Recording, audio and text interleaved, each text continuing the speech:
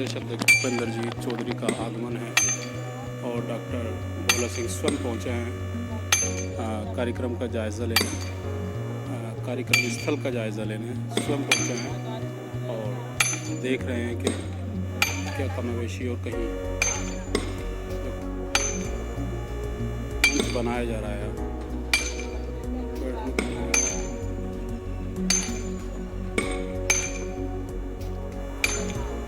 सब चीज़ पर बारीकी से निगाह बनाए हुए हैं सांसद भोला सिंह। 2014 से 2017 का पीरियड देखा जब देश में मोदी जी थे तो देश में समाजवादी की सरकार थी, लेकिन जो केंद्र की योजना उस टाइम आती थी वो योजनाएं नीचे तक नहीं पहुंच पाती थी, उसमें व्यवधान आ जाता था और इस तक आती नहीं थी। तो यहाँ के नागरिकों में, पूरे उत्तर प्रदेश के नागरिकों में रोज था कि इतनी बहुमत से 73 सांसद जिता के उस टाइम दिए थे, कुछ काम नहीं हो रहा। तो वो व्यवधान भी, रोड़ा भी यहाँ की महान जनता ने प्रदेश में 17 के चुनाव में उसको हटाकर दूर कर दिया और उसके बाद इतनी तेज गति से कार्य हुए कि 2019 में सारे दल मजबूर हो गए महागठबंधन करने के लिए। और उसके बावजूद भी पूरे देश में जब 2014 में मोदी जी प्रधानमंत्री की शपथ लिए थे 282 सांसद भाजपा के देश की जनता ने जिता के भेजे थे, लेकिन सारे विरोधियों के एकजुट होने के बाद सारी जो दुनिया की ताकतें थी अपने विरोधी वाली, उन्होंने पूरा सहयोग किया, फाइनेंशियली उसको प्रयास किया कि मोदी प्रधानमंत्री नहीं हो, लेकिन देश की जनता ने जो सहयोग दिया वो 2019 में 303 सांसद जिता के दिए 282 के उसमें। तो उससे 303 सांसद के साथ में मोदी जी ने शपथ ली और उस शपथ का परिणाम हम देख रहे हैं कि जो हम सबकी आशा थी, धारा 370 जम्मू कश्मीर हमारे देश का अभिन्न अंग है और उसमें जो सरकार की योजनाएं थी वो योजनाओं का लाभ वहाँ तक नहीं पहुँच रहा था। वहाँ के गरीबों को आवास, शौचालय, बिजली, पानी, आजाद सब कुछ भी नहीं मिल रहा था केंद्र सरकार की ओर से। तो वो उन सबको लाभ पहुँचा धारा 370 रखने से।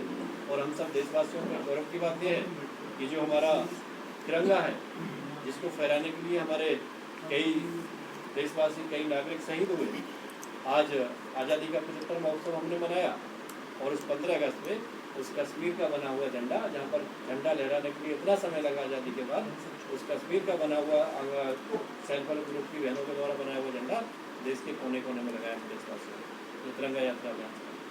तो ये 9 साल की उपलब्धियाँ माननीय मोदी जी की, पार्टी की, सरकार की। इसके अलावा अगर आपको मिलेगी सर मेडिकल कॉलेज पर क्या कहेंगे? मेडिकल कॉलेज देखिए हम सबके लिए सौभाग्य की बात है। अभी मैं बता रहा था कि माननीय प्रधानमंत्री जी के नेतृत्व में जो 2014 से पहले 387 मेडिकल कॉलेज होते थे, इन 9 सालों में उनकी संख्या 367 हुई है, जिसका सौभाग्य बुलंदशहर लोकसभा को भी मिला। और आप सब जानते हैं कि अभी तक उस मेडिकल कॉलेज का शिलान्यास नहीं हो पाया है। कोरोना महामारी के समय में उसका काम शुरू हुआ था, टेंडर हुआ था, लेकिन आप देखेंगे बुलंदशहर में चांदपुर गाँव के पास जाके तो पूरी बिल्डिंग बनकर तैयार हो गई और उसमें स्टाफ का अपॉइंटमेंट हो गया, प्रिंसिपल उसमें आ गए, फैकल्टीज उसमें आ गए। तो उसके लिए जो अपना नया सेशन आया है, इसमें फर्स्ट ईयर की MBBS की क्लास जो आपके बुलंदशहर मेडिकल में शुरू हो जाएंगे। सर एक सवाल है, जहांगीराबाद में हमारे CSC में एक्सरे के लिए बुलंदशहर लिखा जाता है, तो ये सब बड़ी समस्या है नगर की जनता की। देखिए समस्या पूरे देश की थी क्योंकि देश में डॉक्टरों की संख्या बहुत कम थी। उस संख्या को पूरा करने के माननीय मोदी जी ने MBBS की सीट्स भी बढ़ाई हैं, मेडिकल कॉलेज का भी काम चल रहा है।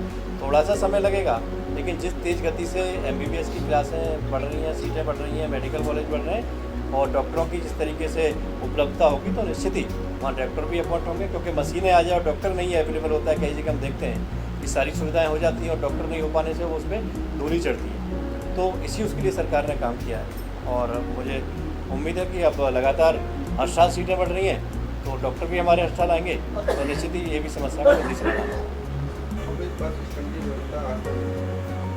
सरकार लगातार आती रही, चलती गई, लेकिन रोड की व्यवस्था आज तक हो नहीं पाई। देखिए आप बिल्कुल बहुत ही महत्वपूर्ण सवाल आपने किया है। हम बड़े विधायकी प्रयास में थे और उसमें कहाँ विलंबता है एक बार पता करके मंत्रालय स्तर पर अगर जगह वगैरह की मेरे ख्याल से अनूप सर में तो जगह मिली थी, क्योंकि ज़मीन के लिए लैंड यूज चेंज कराना पड़ता है। आपकी जानकारी के लिए बता दूं कि जो मेडिकल कॉलेज आपका बना है इसके लिए कहीं आसपास जगह नहीं मिलेगी, लेकिन हमने आग्रह किया, सूर्य प्रताप शाही जी हमारे कृषि मंत्री थे और आज भी कृषि मंत्री हैं, वो एग्रीकल्चर की ज़मीन हेल्थ डिपार्टमेंट के नाम से ट्रांसफ़र करा के उसके बदले में उनको उसकी डबल ज़मीन हमने एग्रीकल्चर के लिए किसी और ग्राम पंचायत में थी वो दिलवाई। तो इस तरीके से वो बन पाया।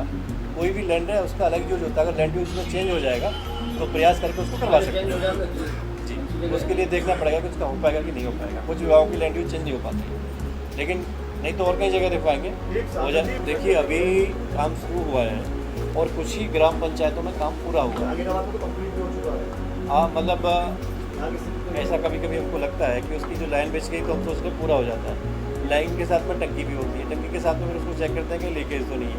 एक टीम आती है दिल्ली से, एक टीम आती है स्टेट गवर्नमेंट से, उसको आके वेरीफाई करती है, सर्टिफाई उसको करती है। जब तक उसको पूरा सर्टिफिकेट नहीं मिलता तब तक उसमें नगर पालिका फाइनल अथॉरिटी नहीं होती है।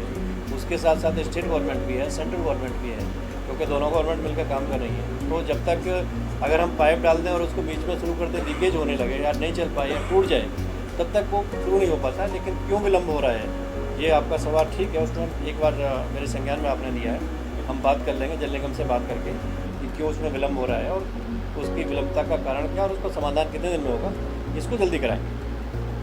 क्योंकि हमारे ज़िले में लिस्ट आयुष्मान भारत कार्ड की लिस्ट में है, अभी भी उनके 70% ही कार्ड बने हैं।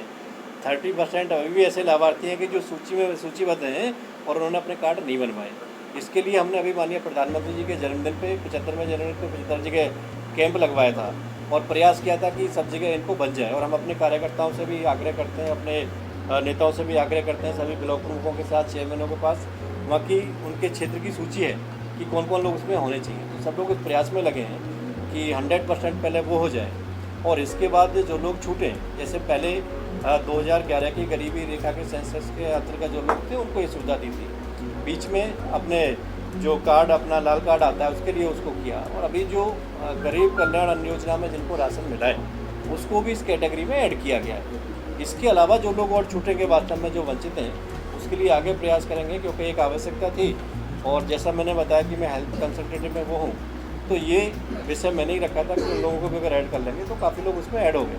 कुछ डिजिटली वगैरह प्रॉब्लम आती है बनाने में, CSC सेंटर पर जाते हैं, कहीं आधार कार्ड की दिक्कत आती है, कहीं नाम की वो आती है, तो वो भी सारा विभाग करा के उनकी संख्या बढ़ाने का काम चल रहा है।